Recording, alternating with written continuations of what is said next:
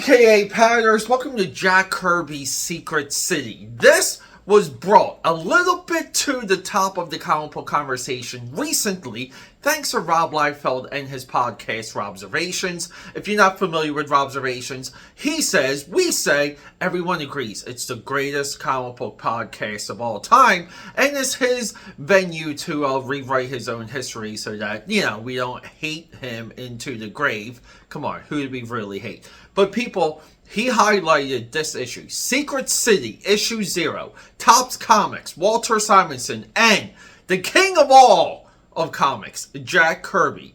What is inside of this issue? We're going to delve into it. So join me. Let's go.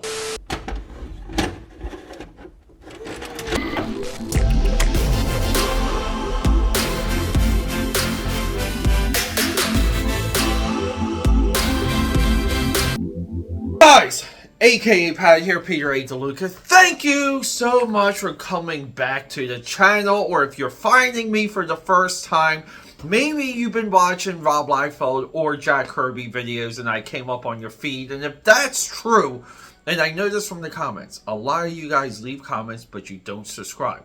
Hopefully today's the day. Hopefully tonight's the night. Comment, like, subscribe, show it to your friends. We're a cat-friendly channel here. Show this to your cats, and maybe your dogs, cause dogs do like to hate watch cats. With all of that said, people, Walter Simonson, I am torn on exactly what my positioning and what I feel about Walter Simonson in the 80s going into the 90s. This is his 90s decline, in my opinion. Now, did he come back for better work? He did with DC's Orion, but he had this period where he was almost out of touch. And the Image guys and people connected to the Image guys gave Simonson some good paydays. With all of that said, we have this other Image connection. Image Comics, they do Phantom Force. Phantom Force pops, and they get all the Image guys and their contemporaries, all of them, to poorly ink Jack Kirby outside of Eric Larson. Well, he is a Jack Kirby disciple. But Phantom Force kind of pings a couple things across the comic book sphere. And the people around the Jack Kirby estate saw some character designs that Jack had, and they say, hey, can we do something with this? And eventually it ends up with roythomas, who at one time, was running Marvel Comics, and maybe the most overrated top-tier writer in comic book history. We'll get some of that demonstrated here. And Topps Comics, because, Topps does trading cards, so let them enter into the comic book marketplace. And that's how crazy the 90s were. Now, look, a lot of you guys might know these characters. They were polybagged, they had trading cards. All of the Topps books at that time were polybagged with trading cards. Rightfully so. I think that's a proper interconnected product company crossover. So Rob Liefeld talks about this on his Uncut Gems episode, or episode segment, episode type, and his idea is that these books don't have enough attention, they're not highlighted enough. And the way how he talked up this issue, I knew just walking around Philly doing my work, just when it was in my ears, I'm like, it can't be that good. It just not even can't be that well drawn, because I knew this issue. At that point, I had never read it, but I knew it was maybe like 9 or 10 pages or 15 pages. Wasn't a full issue, and they had a weird backup. That weird backup is John Clearly, Satan 6, another Jack Kirby property picked up by Topps. Now, all of these characters were to converge in a universal storyline, right? Because, that's the big pitch. We need these people to buy all of these books. As much of you guys want to crap on company-wide crossovers, there's nothing done in modern comics that isn't intended to be a company-wide wide crossover, and this is like the birth of any superhero universe. They're like Pokemon. You gotta buy them all, which is also a major issue with American comics, and rightfully charted and rightfully criticized. And by charted, I mean people have been saying it for a very long time. So previously, link down below, I did review one issue of Satan 6, the first appearance of Jason Voorhees. Right, the first appearance of Jason Voorhees lies within the Topps Jack Kirby universe. Link of that video down below. I spoke about that maybe 2-3 years ago on this channel. So, I dug this out of my Walter Simonson section in my comic book collection. I put it down on the table, and I read this in about 2 minutes. No, maybe 3. Then I read the backup, and then we have some problems, and that's where we are. So join me at the drawing table. We're going to get into Jack Kirby's Secret City Saga, something, issue 0. And before we hit that drawing table, though, everyone, this is Dallas. He's been stalking me as I've been recording. What's up, buddy? What's up, dude? AKAPADers, don't mind my hands. My nails are dirty. My hands are chipped up with ink. And yes, this is how we ink comic books. And just so you guys can keep track of it, we've been doing just a lot of catch-up this past weekend. Inking, drawing, completing pages, redoing pages, doing new stuff. Just a lot of things, my AKAPADers. So sometimes we don't get to clean up ourselves. Jack Kirby's Secret 6 Saga, issue 0. Roythomas, Walter Simonson, plus Satan 6 by Tony Isabella, comparable writer. John Clearly, the greatest non-Todd McFarlane I think we've ever had. He should have stayed in comics. John Clearly, well, and we'll see it in this issue, he could draw like McFarlane. He didn't have the storytelling, and that was the major disconnect. But we get Roythomas and Walter Simonson, we get ourselves a wonderful cover. Now, when I was younger, this was my introduction to Walter Simonson, and so was this. Cyber Force 0. Now, we're going to be discussing this coming up on Top Cow Tuesday. I wanted to make one point when it comes to Walter Simonson, and this is what I mean about his decline. In the intro here, early in my comic book career, I was blown away. This is Mark Silvestri writing, by the way. Individuals like Jack Kirby, John Buscema, Walter Simonson. So then here, he just basically, pays his dues and says, thank you, Walter Simonson. It was great to work with you on this issue. I'm not really sure the level of involvement Walter Simonson had, because Cyber Force issue 0 is maybe the most character dense, wannabe like origin, wannabe like aha moment for characters, meaning it's not just Stryker. We want to have aha moments for Warblade, for Cyblade, Stormwatch pops in here. This issue is full, but it did have a nice cover. I always like this cover. I love how Stormwatch is shadowed right here. So this was really the Walter Simonson I grew up with, and later, and we'll do it on this channel because I have almost a near complete original Thor run of his work. Walter Simonson built everything, even now, off of his Thor run, and there's been highlights. Like I said, his Orion work is fantastic. So we're going to do a whole career retrospective sometime soon for Walter Simonson, the high and the low. But the guy's still in the game, and we give Walter Simonson a ton of credit for not going away. So we open up and we get Gazra, the greatest city of the ninth men in age 15 millennia before our own. Okay, so we're 15 millennia before our own age. So this is on Earth. And basically, it's a perfect society built on nature. But the storm comes, and the storm kind of lingers around for I think they say a year.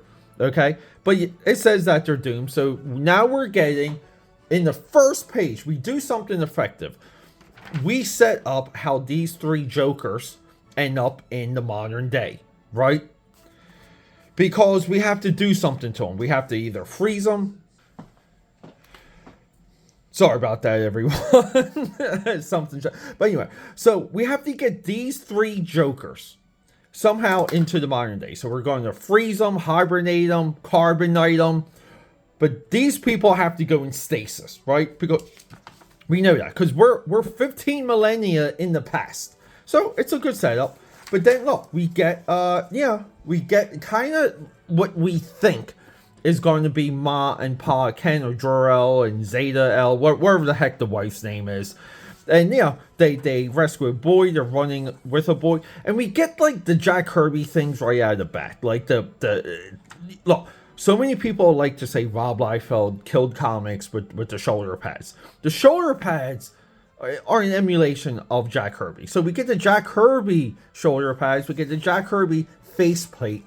We get a lot of Jack Kirby here. And then essentially we set up this idea that no matter how perfect a society is, things are secret, things are hidden. One of these is the secret city. Another is Triad Cell. Okay, so we get 2 secret places. We get our guy. No one's really evil, but you get these scientist guys, and they have like this mutation cellular machine. It's kind of cool. It's very Jack Kirby, but it's like a mutator, they call it. So look, suspended animation. We know where we're going. So, and then we get this guy. He totally disses Nightglider. And she also has hollow bones. So I don't know how effective of a hero she's going to be. But this guy basically is like, I don't know what this girl is. She's almost useless. But we get something great here. Look at the drawing of this dude with the white stash, the flowy hair, and the freaking giant visor. This right here is golden. And so many people point and they've clipped this out as like the drawing of these characters during this time. Captain Victory here. It's this dude.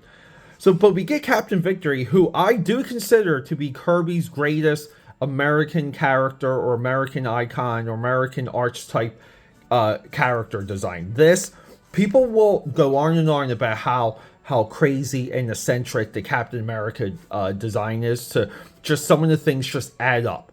This and the yellow and the stripes and the star in the face, this is golden. But yeah, we get Walter Simonson signing his name in the middle of the page. I guess that was a thing back then.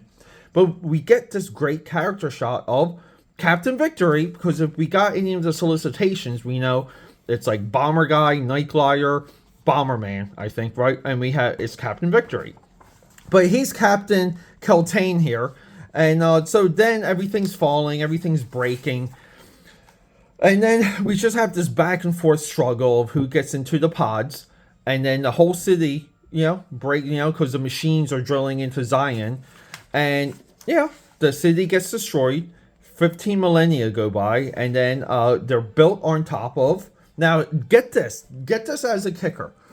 Then another, which has come from the east, across an even vaster body of water. Between them, they gave this site. The site that they're talking about is Gazra here. All right, but here between them, they gave this site the name by which the 10th men, our age, will know it in their own last days. Chicago. So like, this whole thing's a setup to put a bunch of characters in stasis. Not to show us enough of this world, because this is actually interesting. To call our marquee character by a different name. And, it ends up in Chicago. So, when I read this, what did occur to me, only reading, and we can see the structure of this series here. Oh, Bombast. Okay, sorry. This guy's name is Bombast. Bombast, Nightglider, Captain Glory. I am sorry. I said Captain Victory, Captain Glory, and Saiyan 6. And then we have, look, Jack Kirby's Secret Saga. 1, 2, 3, and 4. Saiyan 6. 1, 2, 3, and 4. The end for now. So there's no, like, collective end book, right? You think there would be, like, here's the setup, and then here's the saga. between these two titles. So Satan 6 was clearly established for a showcase for John Clarity. Okay, because he did work in Marvel. He did really good work. His storytelling never got over the hump. Armando Gil as inker. I mean, like, and we have someone inking someone who pencils like McFarlane. And we get so many of these McFarlane tropes and faces. It's all there. The McFarlane proportions. He's a little bit more exaggerated. But we see kind of, we just like have regular panels and we just have like split. We just split the panels, right? So we're not moving the camera around. We're not doing establishing shots or any of these things. But I knew when I read, and I believe it might have been Saiyan 6, might have been issue 4. Might have been issue 4. The first appearance of Jason Voorhees. There's no like lore mythology of the secret city in Satan 6. So anyway, we do this like little bit of a gathering of the team story here. And then the top long panels are the character bios. And essentially it's just like, you know, everyone here, it's almost like Guardians of the Galaxy. Like, I'm surrounded by idiots. And that's how they set up these super evil characters. And it's fun to read. It's a fun read. It's just not Jack Kirby. And it's not this. It's not this. And we have another major problem. So these top long panels, which I love. I love that they use the real estate in a very targeted way. You can see, you will learn about all the characters. They all highlight the names of the characters, and this should be a full body character shot. It should, you know, like a who's who or Marvel Universe like handbook type shot. And it's tough. It's tough to follow, but we really see the lack of storytelling, because everything is what you would call like a split panel or twin shot, or, you know, like viewer focused horizon line shot. Okay, it's not quite there. So my whole contention with this, and the reason why we're here, is Rob Liefeld pumped this stock, and I know a lot of people are looking for this issue now, and I wanted something out there in case they look for it on YouTube. It would find someone, and to kind of like give a little bit more insight onto this, because I do feel like this was oversold and the Robservations platform is growing. So, you know, we gotta voice back. We gotta just push back just a little. AKAPAD here, guys. Love you. Subscribe, support.